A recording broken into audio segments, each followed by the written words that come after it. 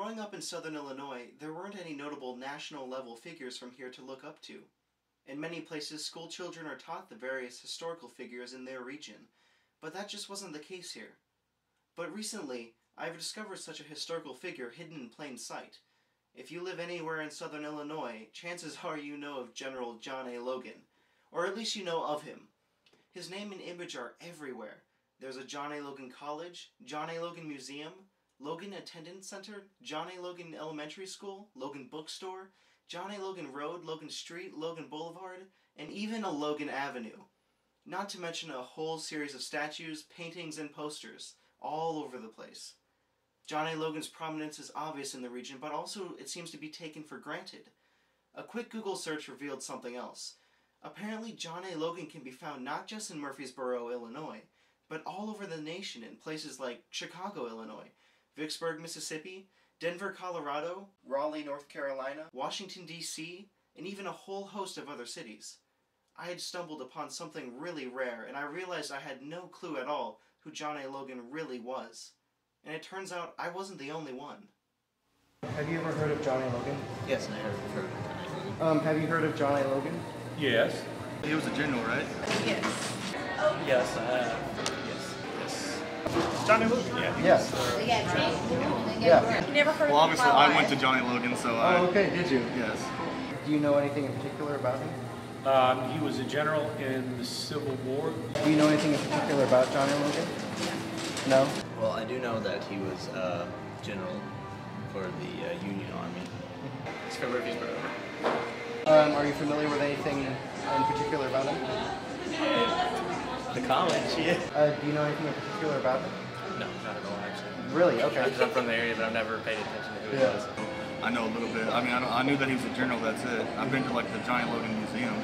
Yeah. But, I mean, obviously I don't remember that much. Let's see, he was I don't remember too much. Like me, other local people only knew John A. Logan by name, and if they did know anything else about the man, their information was scarce and contradictory at best. I decided I needed to broaden my research, so I headed over to my local library to see what information, if any, I could find about my elusive subject. So I learned a lot of new information about General John A. Logan, both during and after the Civil War.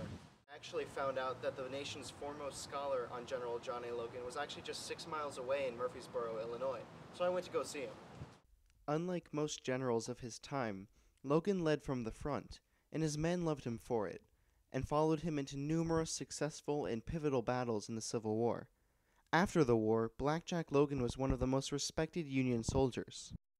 Second longest living Civil War soldier in Jackson County, and when he was on his deathbed, this man said, according to family tradition, "Don't worry about me, I'm going to be with Logan."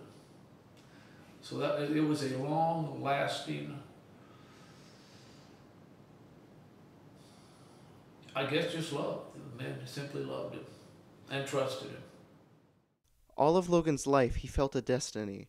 In all of his jobs as a lawyer, general, representative, and senator, he was preparing to become the President of the United States. In this country, any man can aspire to the presidential chair. And you will do so by working hard. And I think Logan took that advice from his father, and it drove his life.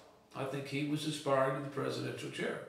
Well, after that election was to get back in the Senate and to work to be nominated, to take the Republican nomination in 1888 and to be elected president.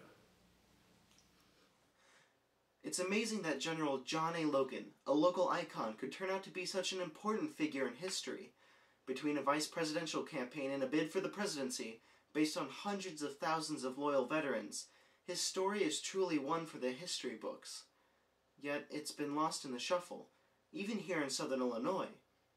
How can an American so famous in his own time quickly become so obscure in a matter of decades? What do you think, Ben?